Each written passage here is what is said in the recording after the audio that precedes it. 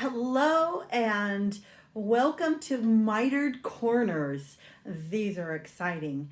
I have received several requests to make a video to show you how to make mitered corners, and here it is. This is a mitered corner. So I'm making this really cool quilt. Let me show it to you. And here's all my cool little flags and my borders on the edges. And then on the corner, it was hard because I couldn't figure out exactly how I was going to get those flags to lay right in the quilt. So I decided to do my flag with my 3 different rows of colors into the mitered corner. And I love how this one came out. See that nice point? It hangs flat. Everything is really cool. So I'm going to show you how to make this today.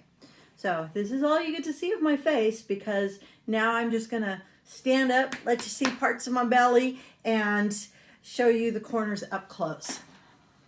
So there's some definite little tricks that you need to know how to make it.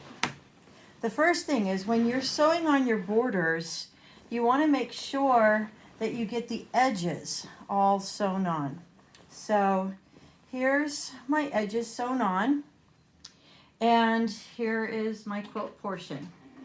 So you can see here, let me move this for you. You can see that I've stopped a couple of inches towards the edge. Now the reason why I went all the way to the edge of the quilt when I was sewing it on is because later we're going to sew to the 1/4 inch mark of the actual quilt. So if you take a look at what I've got, I have my sides and my top and my bottom all sewn onto the quilt. Let's get you a better look at that. And you'll be able to see a little more here. Thank you for joining me. And you can see that I have a placeholder for my block.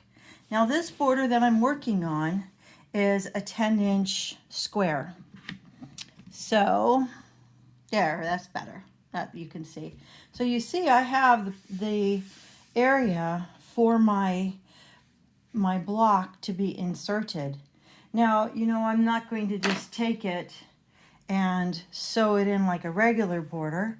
I mean, which way does the flag go? Does it go along the side, or does it go along the top and bottom? So I think that the mitered corner is the answer to it all. That's pretty slick. You can see that. Okay, so I've got my place filler. Now this is a really important step in making sure, especially, you could do it with just a solid piece, maybe if it had a pattern in it or something, but this is how you get the lines to match up. So I'm going to set this aside here, and I'm trimming. The fabric is really important. So here is my segments of fabric, and I need this to be 10 by 10. And the reason why I'm showing you how I'm trimming them, because this is very important. When I peel back this fabric here, you're going to see that these line up absolutely perfectly. I have one set of seams pressed up, and I have the other set of seams pressed down. That way I can lock my seams.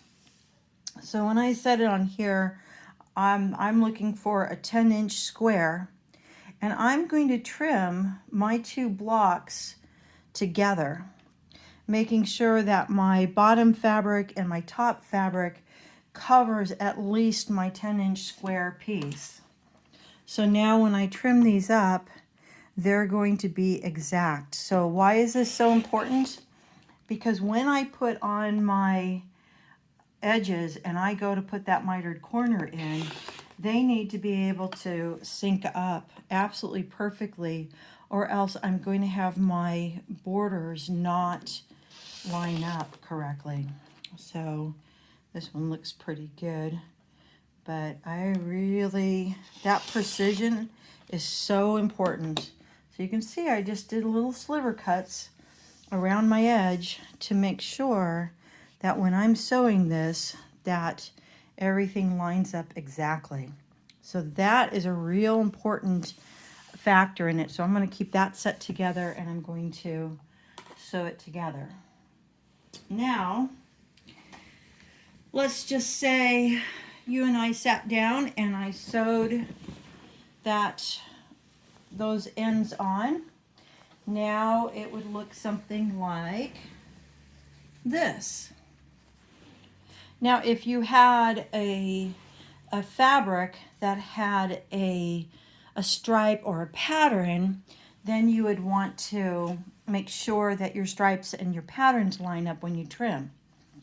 So now I've sewn my blocks to the ends of my final border, and I'm getting ready to do the mitered corner. So you can see that these blocks, they overlap each other.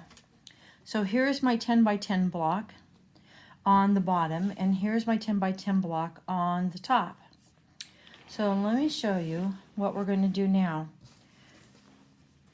We're going to flip these over here, and we're going to line them up, and you'll see my quilt top matches my backing perfectly. And we're going to use the stitch line of my border to know where to stop, because I made sure all of that was exact when I started sewing it. All right, so this is going to get sewn down to the stitch line of my border, and I'm going to stop, if you think about it, right on the line where my 10-inch block meets my border. That's where I'm going to stop. So you could literally put a pin right in that section, or you could mark it with one of those markers that come out. You could put a pin and you could know that that's where you're going to stop, and that lines up right with your piece there. So then I'm going to do the same with the other side, and I'm going to sew right up to that stitch line. So I'm going to end up with something that I can actually fold in half, and I'll show you that in a minute. I'm going to go sew those pieces together to the ends, and I'll show you that when I return.